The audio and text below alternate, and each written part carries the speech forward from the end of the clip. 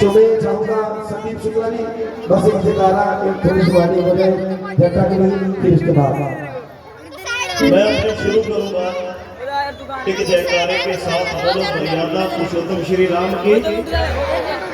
मेरी इतनी समय सीमा औकात रही कि मैं इस धर्म के मंच से, क्योंकि जैसे कथा वार्ता होते हैं तो वहाँ व्यासपीठ होते हैं, इनके हाथ से माइक लेकर आप लोगों को मैं संबोधित करूं तो शोभा नहीं देता। पर चलिए, मैं सौभाग्यशाली हूँ। कहीं ना कहीं उसका कारण ये है कि माँ सरस्वती की कृपा मेरे ऊपर है।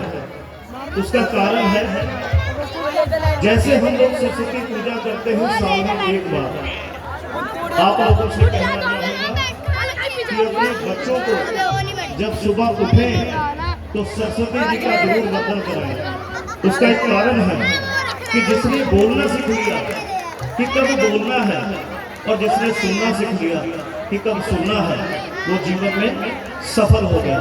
तो आज मैं सारे क्लब का बड़ा भव्य दिव्य मंच है, मैं यहाँ आकर आप दिल से मानिए इतना अपने आप को सौभाग्यशाली समझ रहा हूँ, क्योंकि मैं कहना चाहता हूँ मेरे भाइयों को, मेरे दोस्तों को, मेरे मित्रों को, जागरण कराने का अर्थ सिर्फ एक होता है। मुझे नहीं पता कि आप लोग किस भाव से जानते हो, पर मैं बताना चाहूँ तो मेरा भाव है, जागरण कराने का अर्थ होता है कि माँ की सेवा। जिसने 9 महीने आपको पेट में रखा है और ऐसी पीड़ा सही होगी कि शायद ही किसी ने ऐसी पीड़ा को महसूस किया होगा। जब वो गर्भ अवस्था होती है तो ये नहीं पता होता है कि माँ बचेगी कि बच्चा बचेगा, या दोनों ही नहीं बचेगी।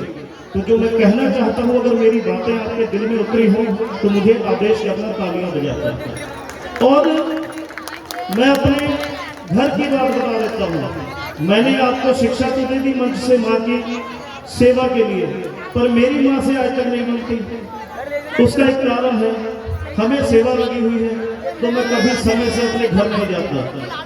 मुझे फोन पे पूछा जाता है कि कितनी रोटियां बना दूं, मैं बोलता हूँ 3 बना दूं, पर मैं एक भी नहीं खाता।